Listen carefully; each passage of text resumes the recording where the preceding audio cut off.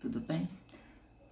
Vamos para a nossa matéria que a gente já começou a fazer exercício sobre ela.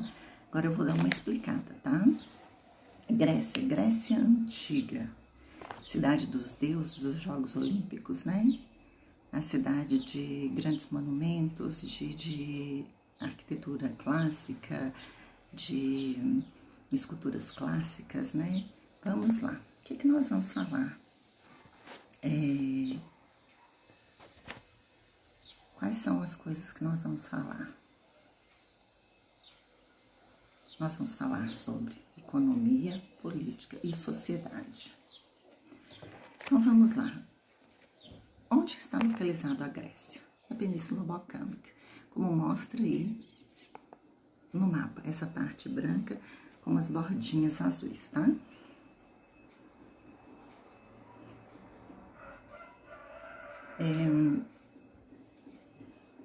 Como que é o relevo da Grécia?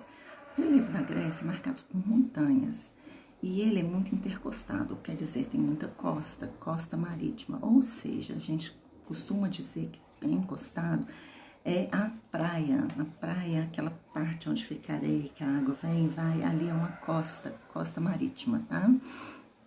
Então, o relevo da Grécia é muito montanhoso. As casas gregas são construídas em montes, nas montanhas, tá? E aí, esse desenho aí que tem ao lado, essa imagem, retrata o Monte Olímpio, onde que seria a casa dos deuses.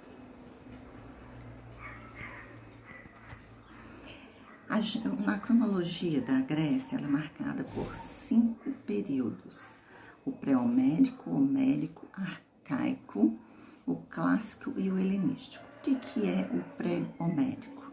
É quando os povos formaram os primeiros aglomerados de pessoas.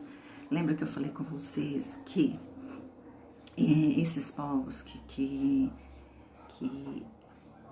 formaram esses grandes grupos nessas civilizações antigas eram nômades?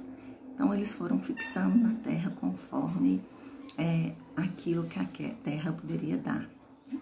Na Mesopotâmia foi em volta dos 2 rios, o Tigre e Eufrates. No Egito, o Nilo. E a Grécia, ela é banhada por mares. E também tem condições climáticas e o relevo que propiciava a ocupação dessa região. Então, esse período da formação da civilização grega chamou-se de pré-homérico. Após o pré-homérico, nós tivemos o homérico, que é a formação das comunidades, que sejam os gêneros de base familiar, as Ilíadas, e Odisseias, tá? Que são formações de núcleos familiares, de bases familiares. Após o período homérico, nós viemos para o período arcaico, que é a formação das polis, as cidades, né?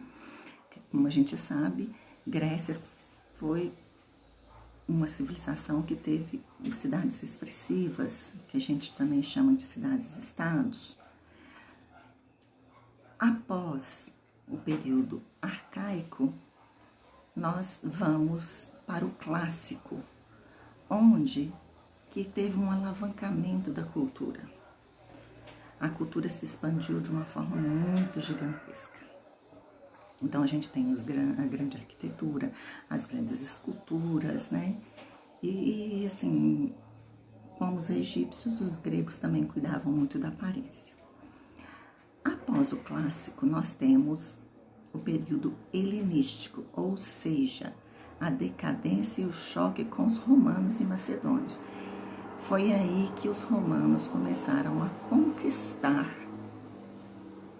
o território grego.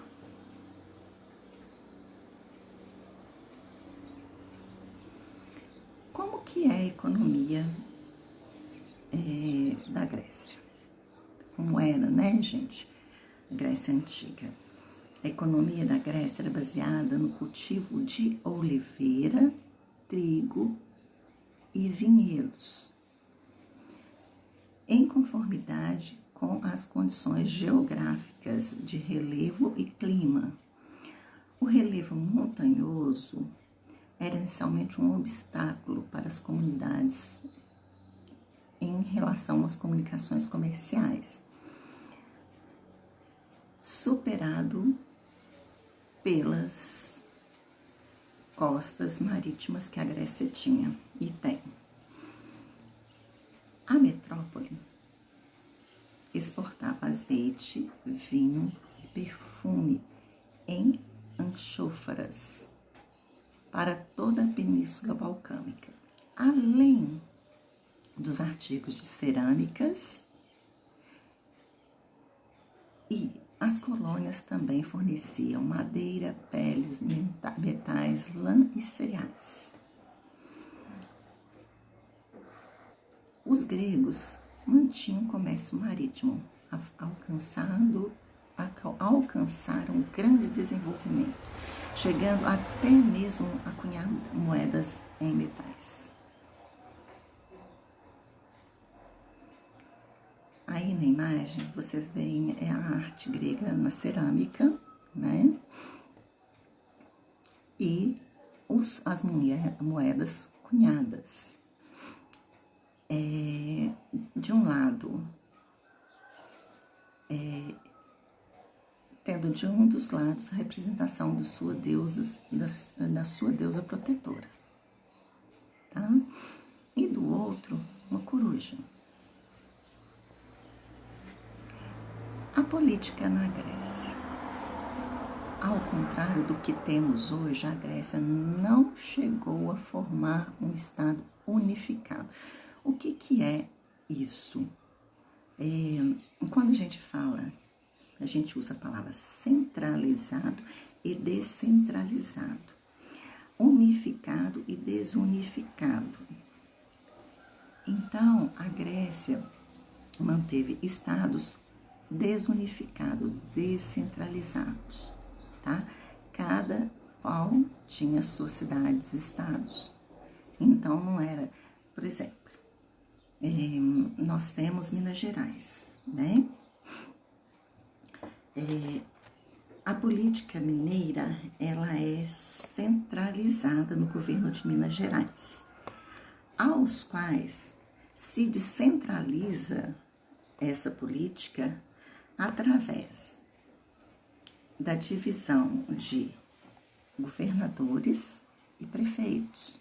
Então, a gente tem os governadores dos estados do estado de Minas Gerais, o governador do estado de Minas Gerais, que descentraliza a sua política, fazendo com que cada município tenha o seu prefeito. Então, tipo a Grécia, que tinha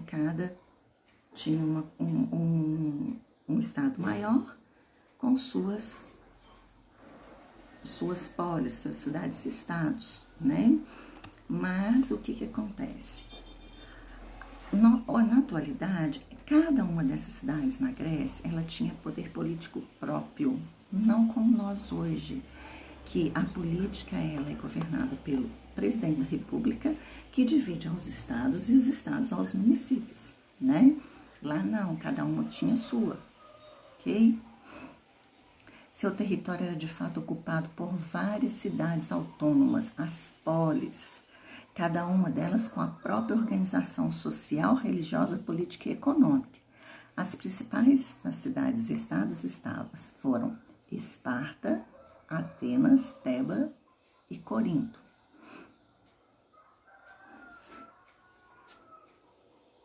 As polis eram formadas por vilas, áreas agrícolas e núcleo principal.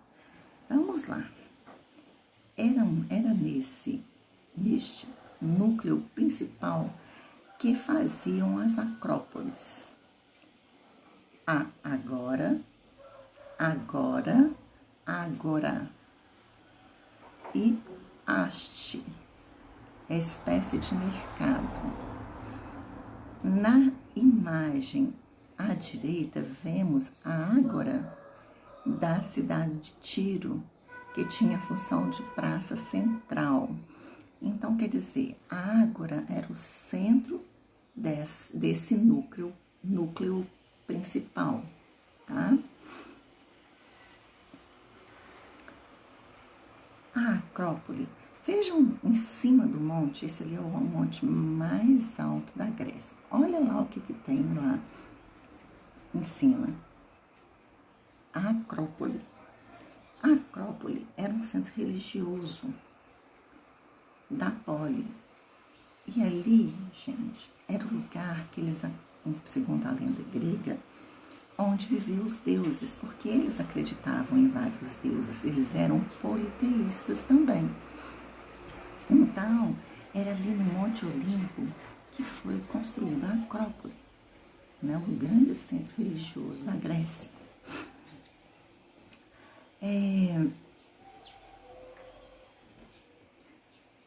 Também poderia servir de fortaleza militar a Acrópole.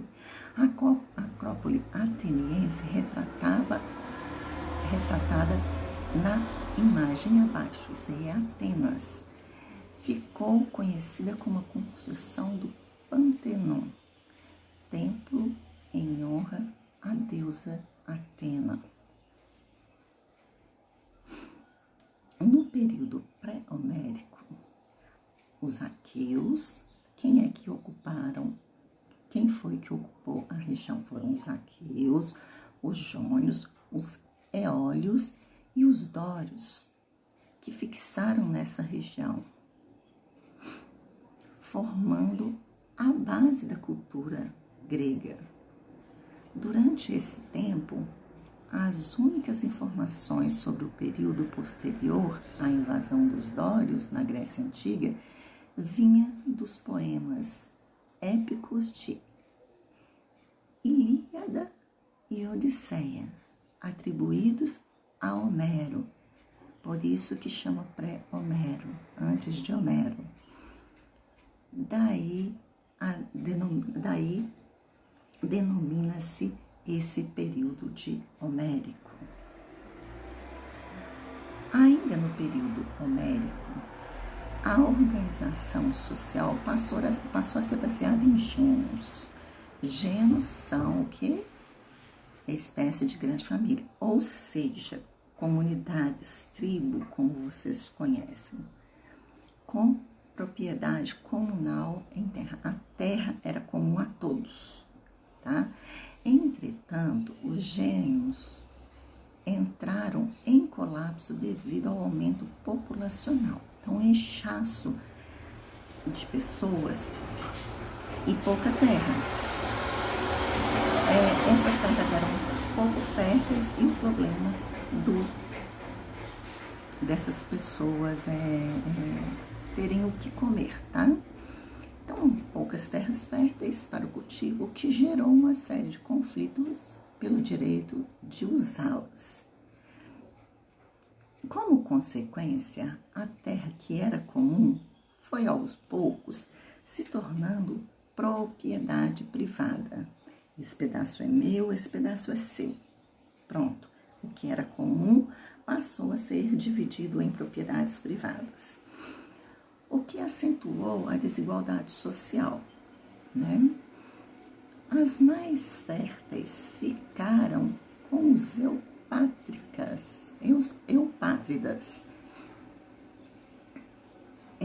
parentes mais próximos dos líderes dos gêneros, formando uma espécie de aristocracia em torno de um monarca, de um rei. Então, toda vez que vocês escutarem aristocracia, a gente remete a pessoas que tenham mais dinheiro ou que tenham mais prestígio, né? No fim do pré-homérico, a economia da região voltou a crescer. O desenvolvimento da navegação permitiu a colonização de terras distantes, estabelecendo-se no Egito, no sul da Península Itálica, entre outras. Essa expansão ajudou a incrementar as atividades comerciais, dando origem a uma imensa rede de comércio. Então, o que acontece? Como na Grécia tinha pouca terra fértil, eles foram em busca de outras, e isso foi dando uma expansão do território grego. No período arcaico,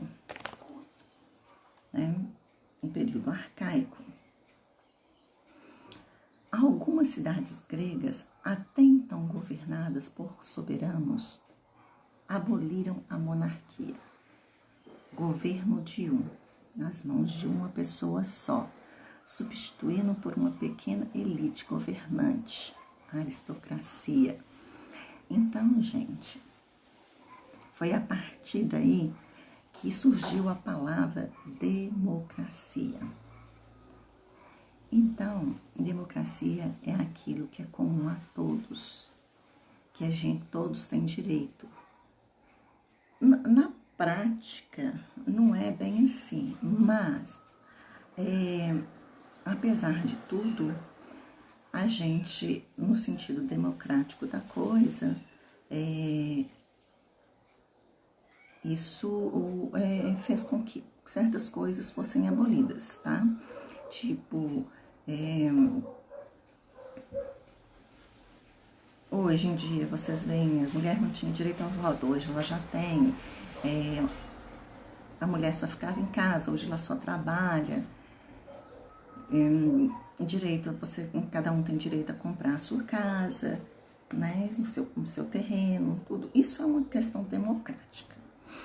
Em Atenas, mais especificamente, houve uma reformulação completa das relações sociais, dando surgimento à democracia, governo da maioria, marcada pela participação dos cidadãos nos negócios públicos. Então, enquanto isso, Esparta destacava-se por ser uma sociedade rigidamente estatificada por seu espírito guerreiro. Então, Atenas sai à frente com assim, o sentido de governo da maioria, ou seja, um governo democrático. E Esparta continua com aquela sociedade fechada, que vem governo para poucos. Atenas e Esparta, cada um no seu momento, conquistaram a hegemonia do mundo grego. Mas a rivalidade entre elas levou a um enfraquecimento mútuo diante das investidas expansionistas de outros povos, como persas e macedônios. Esses persas e macedônios já é conhecido de vocês, né, gente? Tanto Mesopotâmia quanto Egito. Durante o período clássico,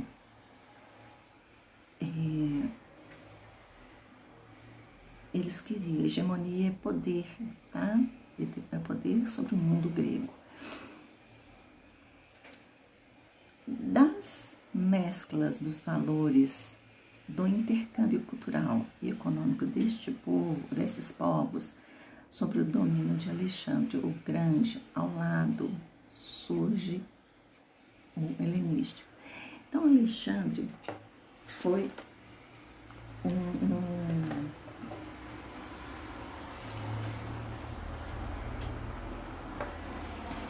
um imperador que conquistou o Império Romano. Ele que formou o grande Império Romano. A política de Atenas. Os atenienses experimentaram várias formas de organização políticas, tá? A monarquia.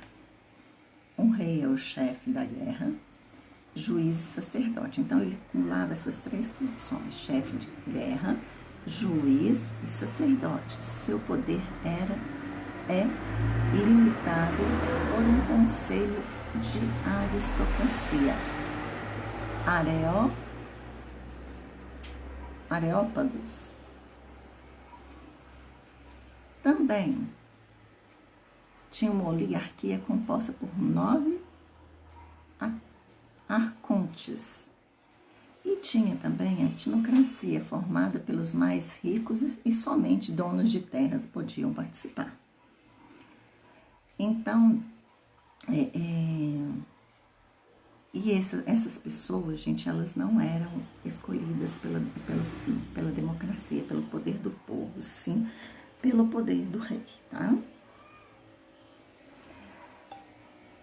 A tirania.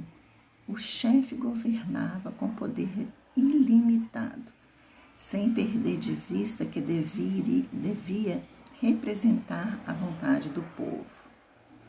A nobreza perdeu o monopólio político que detinha. Aí surge o sentido da democracia, participação de todos os cidadãos gregos. Para participar tinha de ser grego, não poderia ser escravo, tá? Não se engane, a democracia ateniense era bem diferente da nossa. Mas quem era cidadão e participava da democracia ateniense? Vamos lá? Não era todos os habitantes da polis ateniense. Devemos ter em mente que, para os gregos, o cidadão era quem estava envolvido com defesa militar da cidade, ou seja, os guerreiros que possuíssem terras e, consequentemente, pudesse arcar com seus equipamentos. Então, eles tinham, hoje, poder, nós participamos ativamente, todos nós somos considerados, hoje em dia, aqui no Brasil, tá, gente? Somos considerados cidadãos, votantes, participantes da política e tudo mais. Lá na Grécia, não. Era limitado esse pessoal que podia participar. Tinha de ser grego e tinha de ter din-din, tá? Mulheres, crianças, escravos e estrangeiros estavam excluídos por diferentes razões, tá? Se comparada com nossa vivência de democracia, percebemos que a experiência grega limitava bastante. Outro aspecto diferente da democracia grega é que ela era direta, enquanto a nossa representativa, né? Então, a gente pode participar. Lá não, lá era só a minoria que participava. A educação e a mulher na sociedade ateniense. A mulher, ela participava de algumas coisas, tá? Mas eram só mulheres também da elite, ok? A ideia de que os objetivos da educação é a preparação do cidadão, tão mencionada na atualidade, nasceu em Atenas. Para eles, o que dizia respeito às polis afetava toda a sociedade e seus membros. Por isso mesmo, a educação priorizava de forma integral do indivíduo como um bom preparo físico, psicológico e intelectual. A educação incluía, nessa época, preparação de homens para o exército, tá? Então, por isso, muitas vezes que vocês às vezes veem filmes aí dessa época, de Grécia, Roma, vocês veem jovens se preparando para o exército, tá? Que fazia parte da educação. Inicialmente, representava duas finalidades: o desenvolvimento do cidadão leal à sua polis e a formação do homem com um pleno domínio de si, equilibrado. A condição da mulher em Atenas, assim como em toda a Grécia, era de completa submissão ao mundo masculino. Com exceção de Esparta, as mulheres eram dominadas pelos homens, chegando mesmo a serem comparadas com a situação dos escravos. Aí tem uma fala de Aristóteles, que era um filósofo à época. A mulher é um ser imperfeito e por isso mesmo inferior. Então, tá aí que a gente vem com essa ideia de machismo e tudo mais, de colocar a mulher como uma pessoa imperfeita, que não tenha condições de nada. Isso aí é muito mais antigo do que a gente imagina, tá? Hoje temos outros pensamentos, mas ainda temos muitos homens que assim o faz. Em Atenas, as mulheres bem-nascidas viviam isoladas num aposento da casa. Para eles, as mulheres tinham apenas uma função: a de gerar filhos, de preferência homens, porque homens é que faziam a cidade crescer, tá? Homens eram guerreiros, homens eram bem aceitos, homens eram líderes, homens trabalhavam na terra. Então, por isso a mulher nessa época era muito submissa.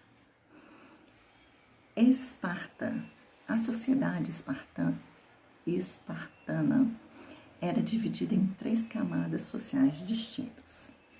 Uma, espartanos ou espartiatas, classes dominantes, eram soldados profissionais.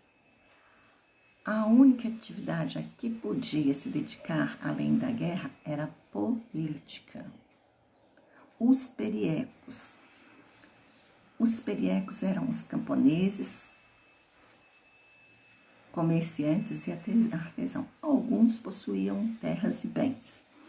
Tinham certa autonomia. O casamento entre espartanos e periecos era proibido.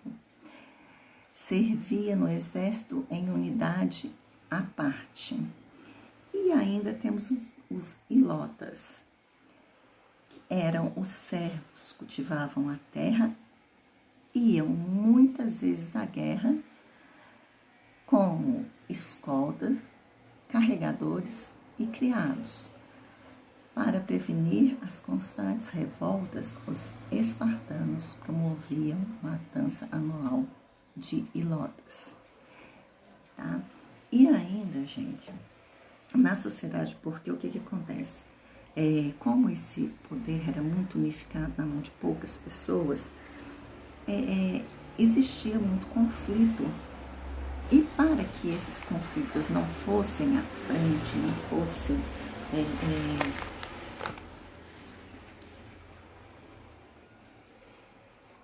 fossem crescentes, né? Eles promoviam essa matança e faziam aqueles grandes espetáculos nas arenas, que se chamava o pão e o circo. O que seria o pão e o circo? O pão e o circo era a comida e a diversão, para que tirasse das cabeças desses revoltosos essa ideia de rebelar contra o império. Então, por isso que existe a palavra circo e pão, que seria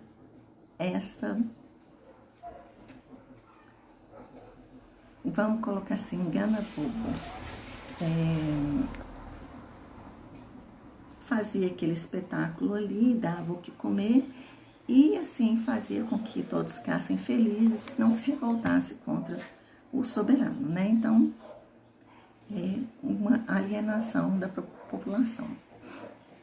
A educação e a mulher ateniense. Não, espartana. Em Esparta, a educação das crianças era tarefa do Estado e tinha como finalidade a preparação do indivíduo para a guerra.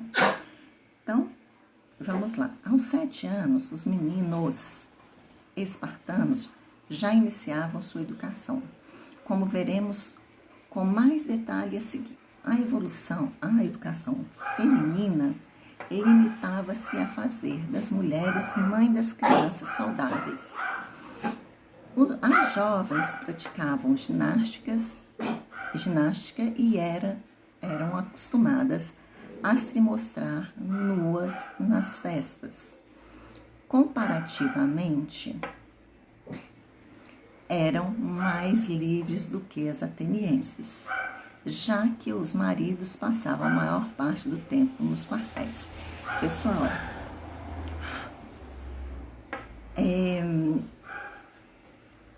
a função da mulher, né, que a gente pode colocar aí, a mulher como ela é hoje. Você vê uma propaganda de mulher na televisão, geralmente mostra as partes íntimas das mulheres, como se ela fosse um objeto. Então, mulher não é um objeto à venda. Então, aqui já vem esse incrustado desde as civilizações antigas, que as mulheres serviam como objeto de uso pessoal do homem. E na realidade nós não somos, né? Nós mulheres não somos objetos de propriedade de ninguém, a não ser de nós mesmas. Então, hoje em dia, quando a gente vê uma propaganda de mulher com partes de fora, né, nuas ou seminuas, a gente não tem que apoiar isso. A gente tem de protestar e dizer que isso não é a nossa realidade. E pensar que precisamos valorizar nossos corpos, tá? Então, não somos objetos de uso para qualquer pessoa, nem de ninguém, ok? Ao nascer, a criança era examinada pelos anciãos espartanos. Se fosse sem defeito físico, a criança devia viver. Se não, era tirada do alto de um monte para que não passasse sua inferioridade física a possíveis descendentes. Então, uma sociedade totalmente rígida e sem preceitos de compaixão, né? Até os 7 anos, a criança era cuidada pela mãe. Em seguida, era entregue ao Estado, que as educava de acordo com os valores espartanos. Aos 12 anos, tinha o início da educação militar, sendo enviados para o campo, onde deviam sustentar-se por conta própria e dormiam ao ar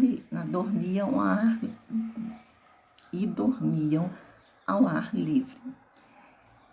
Aprendiam a roubar com agilidade, pois se fosse pego roubando, seriam espancados até a morte pela inabilidade. Gente, um adendo nisso aí. Na época, isso não era uma prática para ensinar a roubar, sim para ficar mais esperto, tá? Não era para poder aprender, era uma tática que eles faziam para que esses meninos ficassem mais espertos e tivessem mais agilidade, tá? Essa fase tinha um intuito de fortalecimento físico e desenvolvimento de habilidades indispensáveis para o bom soldado. Então, quer dizer, se ele conseguisse ser sorrateiro, né, para roubar, ele seria sorrateiro para lutar. Não que ele deveria seguir essa margem de ser marginal para poder seguir na vida, sim como uma habilidade de estratégia, tá? Aos 17 anos, os rapazes eram submetidos a uma prova, Kriptyan. Os jovens se escondiam pelos campos, munidos de punhais para degolar os escravos. Os que eram aprovados nesse teste tornavam-se independentes. Recebem um lote de terra. Em seguida, passam a viver com soldados no quartel, sem poder casar até completar 30 anos. Só a partir dos 30 anos podiam participar da assembleia, casar e deixar o cabelo crescer. Aos 60 anos, se aposentavam do exército e podiam integrar o conselho de ancião. O que era? Gerúsia. É isso aí, gente. Chegamos ao fim de uma aula nossa. Espero que vocês tenham gostado. Olha, se tiver alguma dúvida, me perguntem, tá? Beijinhos, até!